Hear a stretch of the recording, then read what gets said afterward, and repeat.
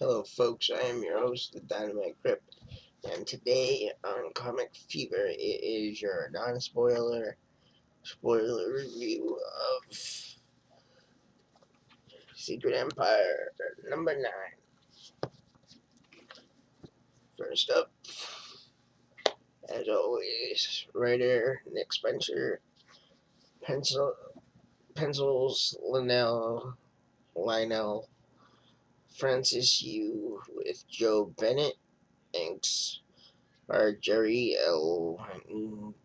Gulen with Lionel Francis Yu and Joe Pimentel. Colors are Sunny Go with Dono Sanchez Almara. Letterer is Travis Lanham, and cover art was done by Mark Brooks. The art was detailed. The faces were drawn very well. Um, the emotions of despair and triumph was really shown through really well through through the pictures. One of my favorite pictures from this whole thing has got to be where is it? Right here.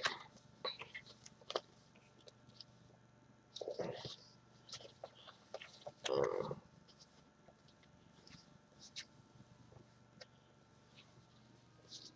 um, it, they did great battle scenes,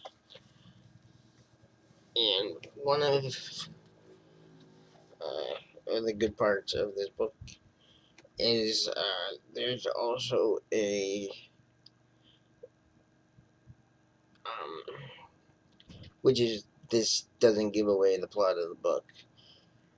This is just a nice adage that they put in, but there is a tribute to um, uh, Joan Joan Lee,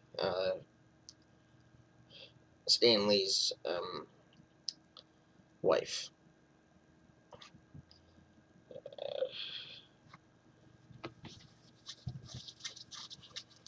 Anyway, that is my non-spoiler review. Uh, there's really not much to say in the realm of non-spoilers, but as I say at the end of all my videos, I'll see you on the other side. Now, if you've stayed past this point, which I hope you have, this is my spoiler. First off, I will list the groups and I will list each member of the group. Hydra is Captain America's Supreme Leader. Arnim Zola, Baron Zemo, Dr. Faustus, Scarlet Witch, Odinson, Vision, Taskmaster, and Black Ant. The Underground, Hawkeye, Captain America, Sam Wilson, Spectrum, Luke Cage, Doctor Strange, Miss Marvel, Thor, Winter Soldier, and Captain Marvel. Captured, Wasp, Hulk, Cho, Viv Vision, Ironheart, Falcon, Spider-Man, Black Panther, Sharon Carter. Ution, Emma Frost, and Magneto. So, folks, this is the one we've been waiting for. In this one, we finally see them starting to fight back. But let's get into it first. We begin the story with Steve Rogers. He is standing in front of the little girl that he noticed at the end of the last one, the last book, who's known as Kobik, and she apologizes. She claims it was all to make things better. However, as she is making the plea to Steve, he talks about how he doesn't understand. He knows who Kobik is, but he doesn't realize how he knows. He asks her if she is lost like he is, and she says no. Then asks Kobik what this place is, but she just answers with, "They wanted me to make everything better." But how, in trying to make everything better, she is in fact made everything worse. Then she tells him to remember. We transition to Washington, D.C. Baron Zemo is addressing Supreme Leader and tells him that he has a visitor. They shake hands and talk about how wonderful it is to see each other. The Supreme Leader then says, I hear you have some news for me." Zemo says, "Yes, in fact, let me show you." Then someone is dragged and handcuffed. It is Wakanda's very own King T'Challa, aka Black Panther. Hydra Steve says T'Challa, and T'Challa says Steve. Zemo punches T'Challa square in the jaw, then lectures him on how he is a deposed king and their prisoner. He will refer to Mr. Rogers as Hydra Supreme, warning him this is not his first show of disregard. Zemo offers to kill T'Challa for his he square in the jaw. He will refer to Mr. Rogers as Hydra Supreme, warning him this is not his first show of disregard. Zemo offers to kill T'Challa for his disrespect, but Supreme Captain says no. We want to make it a public affair. Another visitor comes in to see the captain, and it is Emma Frost, followed by, I think they call themselves the Court. Captain says they're late, and Zemo replies that it is because of the fighting that is going on outside. The next 2 pages are a scene of a battle that wages on outside the Hydra headquarters. While the war rages on, the narrator talks about how it was the last stand, a time to take it to Hydra, what they have been doling out for so long. It was not only a war against Hydra, but for the future of the nation. Saying, and he led us, meaning Sam Wilson, Captain America. He gives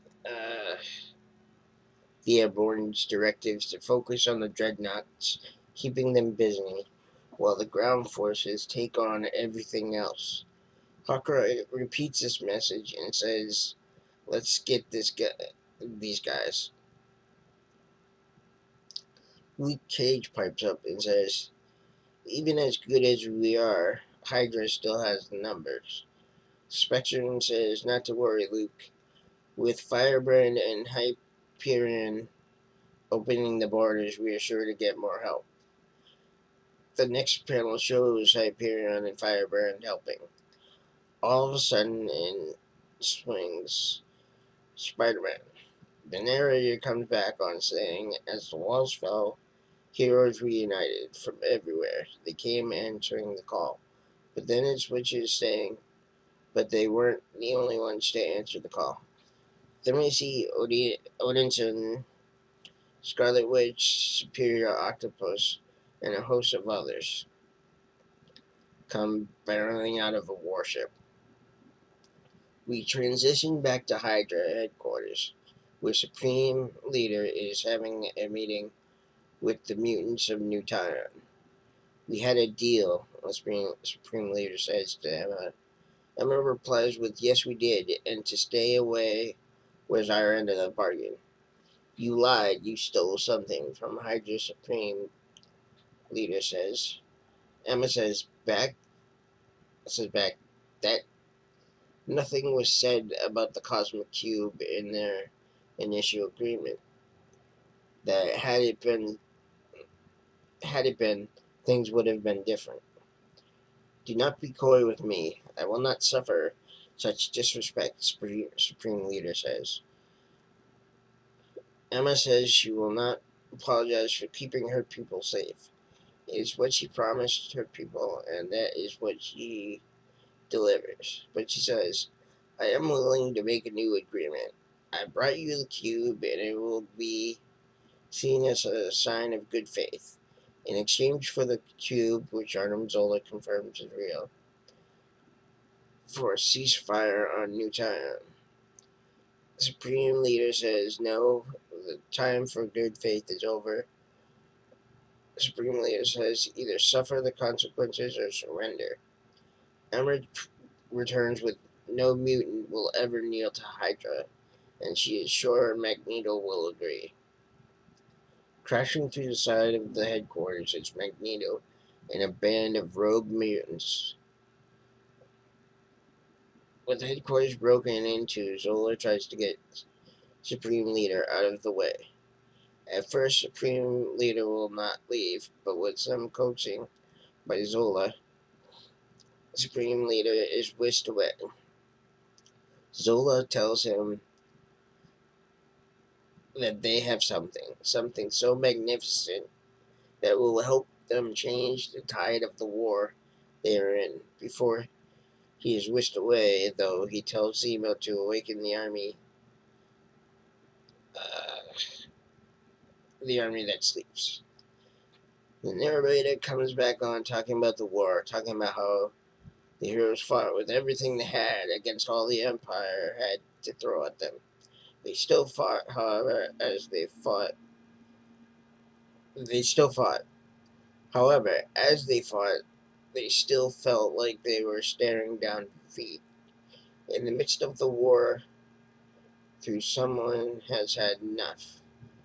Odinson has seen enough.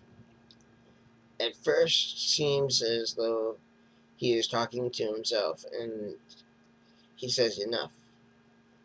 But then he says, do you hear me? I said no more. No more compromises. No more compact. No more, he screams, and smashes the ground, and lightning flashes. He transitions over to a cell of Hydra headquarters. It is Taskmaster and Black Ant. In the cell are Cho-Hulk, Viv Vision, Miles Morales, Ironheart, Falcon, and Wasp.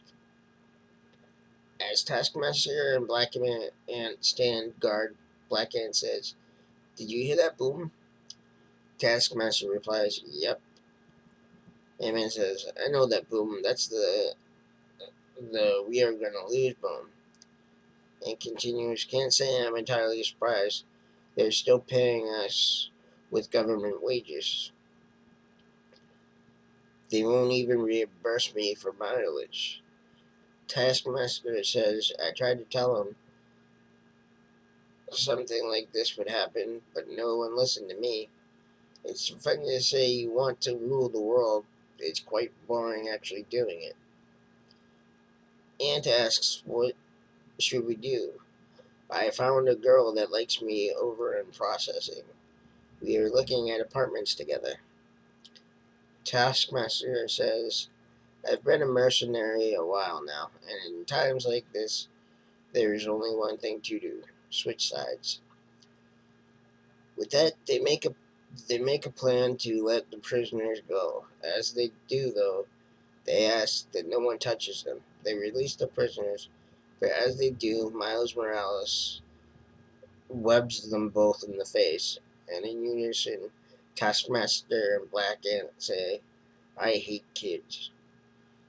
The narrator comes back on and reiterates how they fought, not for themselves, but also for the future, and how the future fought for them. Miss Marvel and Wasp join the fight, fighting the ships. A boy in a red dino say, "No time for hugs, just punching." And in the next panel is last of the page. Vision sees her dad Vision and tells him she can help him. On the next page, she says she can't get rid of the virus completely, but she can spread it out so thin that it wipes itself out. Uh, Next panel, it's Doctor Strange and Scarlet Witch.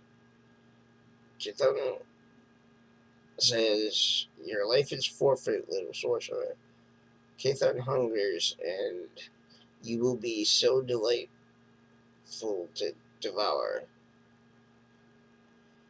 Strange replies, "Chthon again." He reaches out to Wanda. As he does, Chthon replies, "She is no longer here. There is no one to help you." Strange replies, "Maybe not in this realm, but now the shield is down."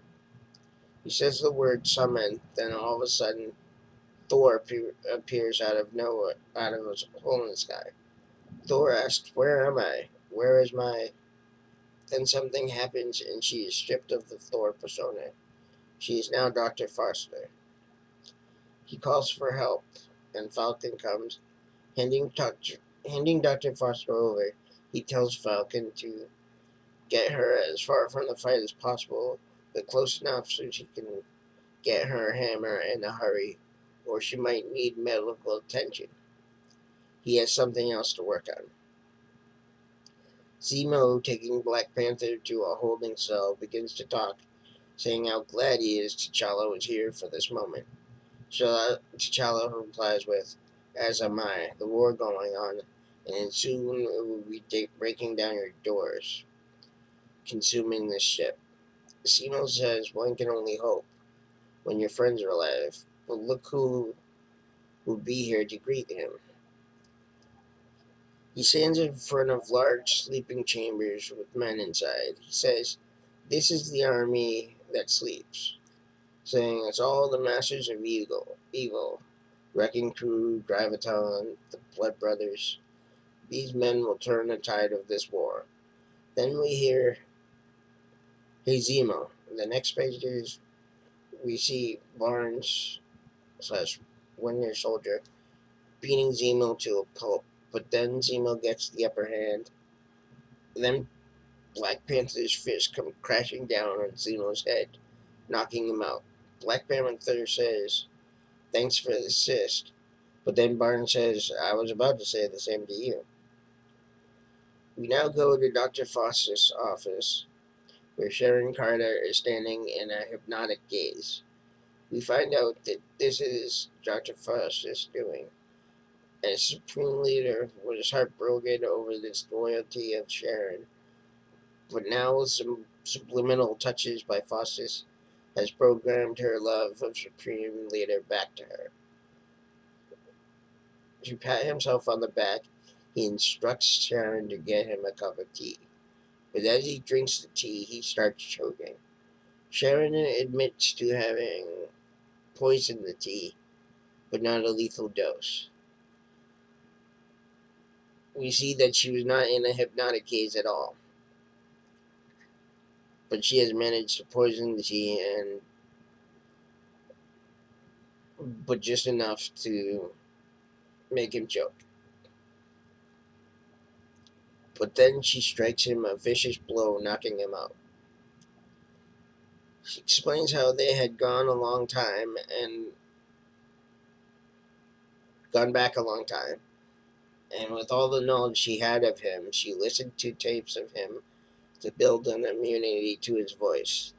Then she says to herself, You say you're still Steve Rogers? Well, if you are, I still know your passwords. As she stands in front of computers, she brings down warships of uh, supreme leaders. With this, she says, "Let's see how strong you are with your warships coming crashing down." The transition Arlen Zola's lab. Supreme Leader says, "You sure this will work?"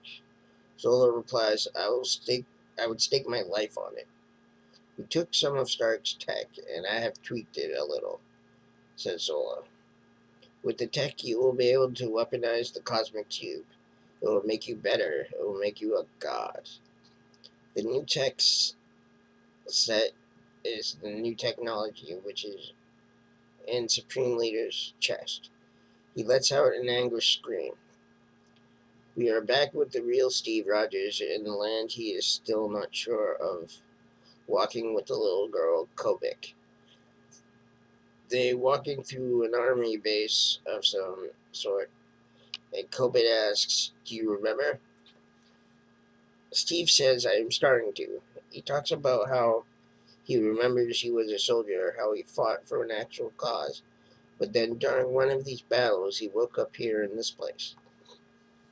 He talks about running into people he knew, people from a past, people he fought alongside and he fought against, people he even loved. However, he says, "Am I dreaming? Is this all in my head? Am I dead?" Then a royal yellow whirlpool appears, and Kobik points to it and says, "Good luck." "We had faced everything," narrator says, "and now we faced our greatest enemy, the evil we had become. It left us broken, beaten, brought low by this knowledge."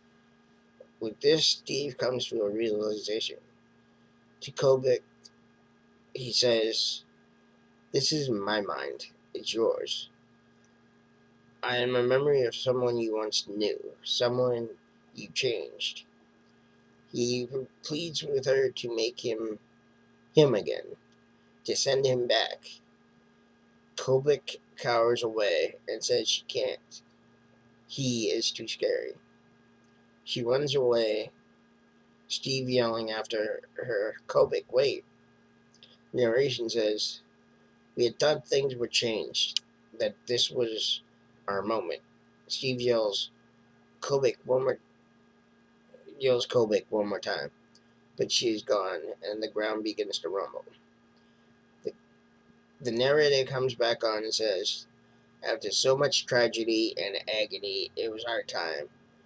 On the cusp of victory, we were taking the Empire's greatest shots and still standing tall. It was finally them who would fall." Sam Wilson, Captain America, comments on how he knows it's adrenaline talking, but this is fun. Captain Marvel agrees. The narrator comes back on, says, "And it was their time to fall, 'cause we, the heroes, were together, fighting side by side, protecting those who could not protect themselves. But we didn't realize that wouldn't be enough. Sure, we had taken on their best. Sure, we had taken down every weapon at the Empire's disposal. But we hadn't faced him." The final page is of a fully armored Captain Steve Rogers America.